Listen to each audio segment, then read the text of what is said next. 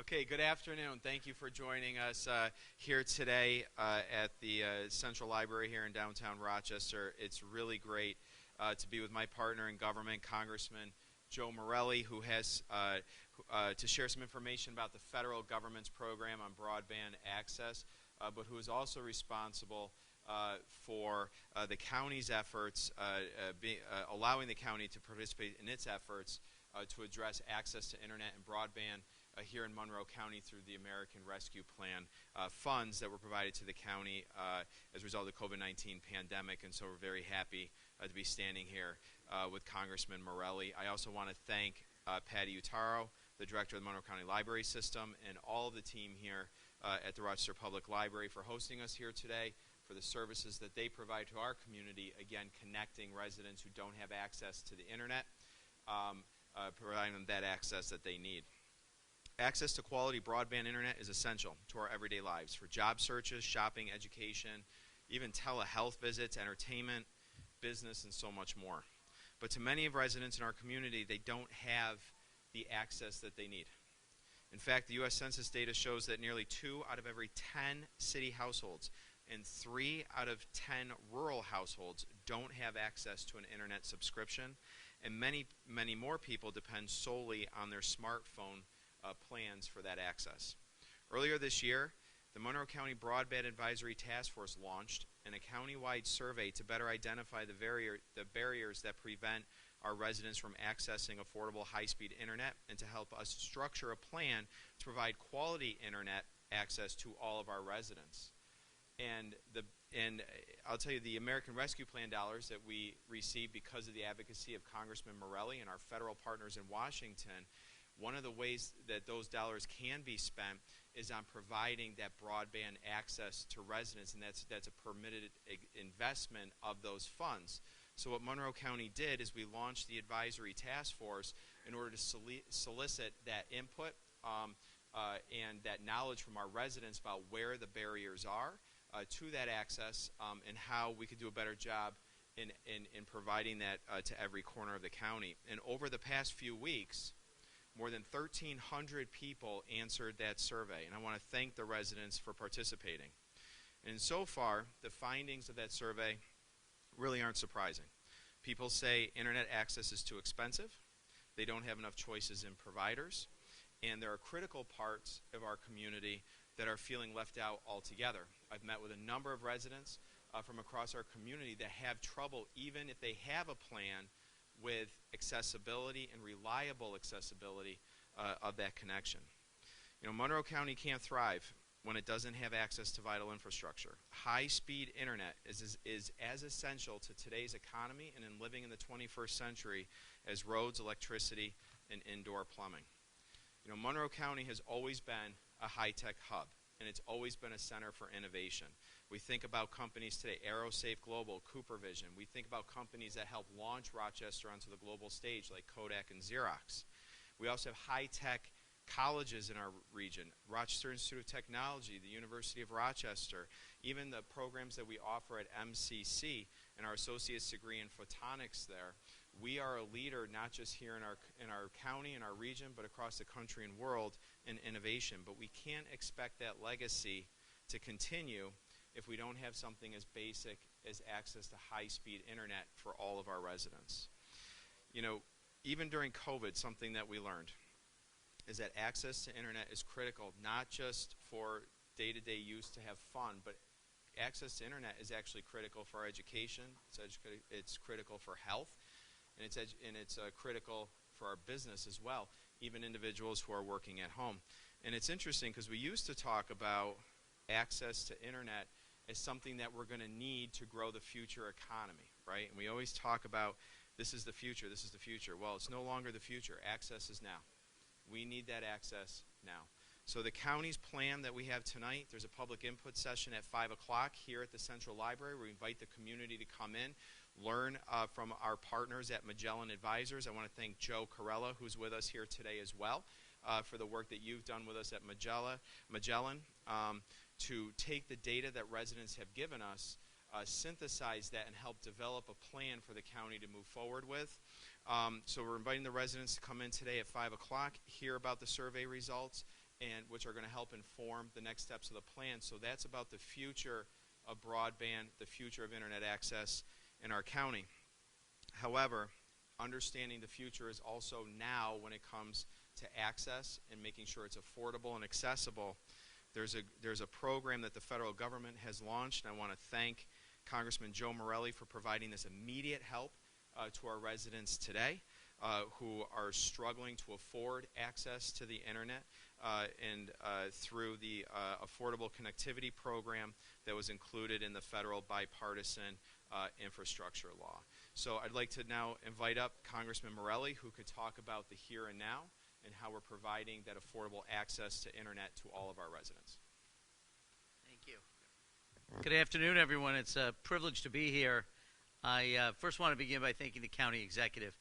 I know that just a little over 3 years ago when he took the oath of office, it would have been hard to imagine all the disruption that would have been caused in this community as a result of COVID-19 and how he has responded, the county government has responded in ways that I think none of us would have imagined, but have done so with such extraordinary excellence. And so the county executive, his administration, his entire team deserve enormous credit for the work they've done and for their partnership. I would dare say there are few members of Congress who have the privilege of having such a close working relationship with their county government, their local government, because they're really the boots on the ground for all the resources we may be able to provide. It's really working with them to make sure that all of our work and the ideas that we have in Washington actually come to fruition. So I want to continue to thank him for his incredible leadership, including the work that we're talking about today. I also want to recognize Patty Utaro, and I see Jennifer over there and the rest of the Monroe County Library System for their work in helping people navigate, as we see people right behind the county executive and I, help them navigate access to the internet. And I want to thank the library for their help in making sure that they connect people to affordability programs. This is, as the county executive so well described, the internet and access to it is no longer a luxury. I think when many of us first accessed it years ago, it was more of a novelty. You'd get online and you'd think to yourself, what is it that I'm going to do with this new tool? In this day and age, it is no longer anything like that. It is absolutely an essential, and it is a requirement if you want to participate in daily life in America. And I think the pandemic helped demonstrate that. Last year, we saw, because of the digital divide, challenges in education and schools. We saw challenges for those who didn't have access when it came to health care, as the county executive talked about, with the burgeoning of telehealth and all the extraordinary things that it promises in terms of quality of care and reducing disparities. But that only works if you have access to the internet. And suddenly, last year and the year before, families were forced to transition to remote learning, to remote work, to telehealth, and many of them didn't have the opportunity to be able to access affordable internet care. And it shined, I think, a pretty stark light on how many families in our community lack reliable, affordable internet access. This is why we call it the digital divide. It disproportionately affects underserved neighborhoods, creating barriers to success for too many local families, both in urban settings and in rural settings. So it's imperative we take action to close the gap and ensure everyone has access to the tools that allow them to be successful. And again, so grateful to the county for conducting the survey and looking at the long-term needs of how people will access the internet. And this is critically important. So we have the infrastructure necessary to deliver it. Now the survey will identify what remaining obstacles families face in being able to then, without a roadmap, without that information, without that survey, it's really hard to know how you're going to address these challenges. So again, I applaud them for the work they're doing in so many different areas, and this is a critical one. For my part, because we're a partnership, my job in Congress is to focus on how to bring those resources home. And so we've taken up multiple pieces of legislation. I'm on the task force that looks at internet access and broadband deployment across the country. And so I'm especially proud to have helped enact the Federal Affordable Connectivity Program, which is already saving 44,000 Monroe County residents $1.3 million on their internet bills. But we need more families to be able to take advantage of it, and I'm pleased to announce today that qualifying for the program just got easier. Any household with a family member receiving benefits such as SNAP, which is supplemental nutrition, Medicaid, women, infant, and children, or SSI will automatically be eligible for a discount up to $30 per month towards internet service. And if you did not qualify for assistance in the past, I strongly urge you to check again because the enrollment has gotten easier. The barriers have been reduced. You can get it by enrolling and visiting fcc.gov/ACP.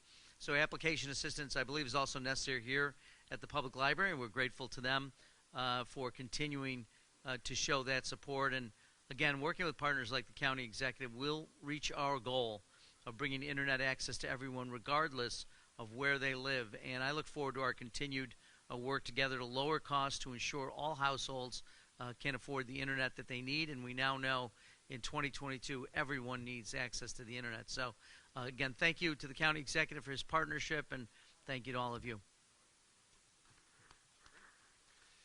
All right, thank you, Congressman. And again, I'd just like to underscore, I mean, this is a fantastic result here for our community. Here, because of Congressman Morelli and his leadership in Washington, we're getting something done here, not just for today, but also for tomorrow. Today, residents are eligible for a reduction in their internet access if you're eligible under this program. So we're getting something done today, also providing the much needed resources for us to plan into the future to understand how we can better meet the needs of our residents and make the investments from our ARPA funds that have been secured for us as well. So with that, the Congressman and I can take any questions that you may have.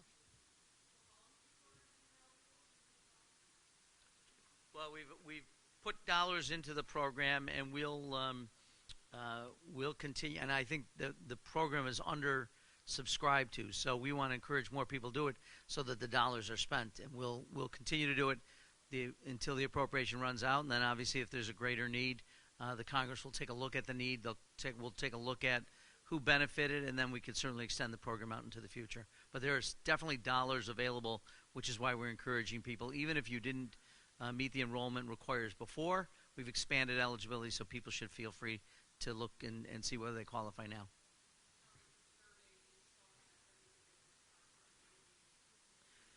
Yeah, the county survey is going to be able to look at what obstacles people have, but we'll work certainly with the county executive as we have during the last several years to identify resources wherever possible to meet those needs, and we'll be taking the lead from the county government as to what those needs are once the survey is completed. And the survey, again, there'll be a presentation tonight here at the library at 5 o'clock, and then working with our partners at Magellan and the county staff, we should have a proposal and some more data back from Magellan later this fall with a proposal on how we can make better investments into the future to do a couple different things. First is, and it's all generated by the survey, one, it's affordability. Two, it's providers, a reliable number of providers. And number three, it's that access to every piece of the county. We hear time and time again there's areas that are affecting both urban areas of the county as well as rural areas when it comes to reliable internet access.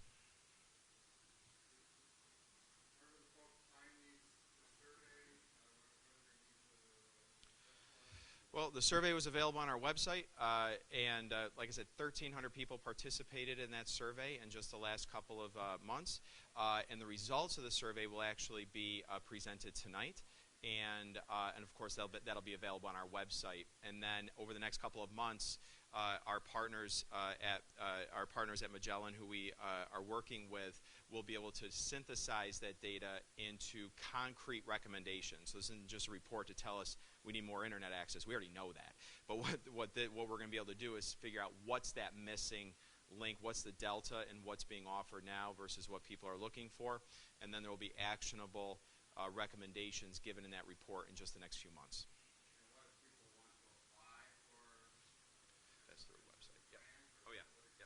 Yeah, so the the easiest thing for people to do is go to the website, which is FCC for Federal Communications Commission.gov, G-O-V, and the backslash I think is ASP. ACP. But let me double check because I don't want to give you the wrong information. ACP. I'm sorry, ACP. So fcc.gov/ACP.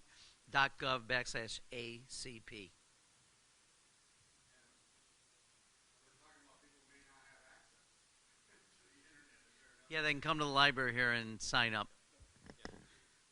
That's why we're here. So we're showing it right here behind us. So you got these banks of computers behind us. This is what's so great about the library and the connectivity, is that libraries exist throughout the county and offer that free access to the internet for our residents. So you can come apply through there for that reduction in your internet service bill. That's also where the surveys could have taken place to help inform our broadband study as well. Okay. Outstanding. Beautiful. Great. Thanks, everybody. Great. Thank Appreciate you. it.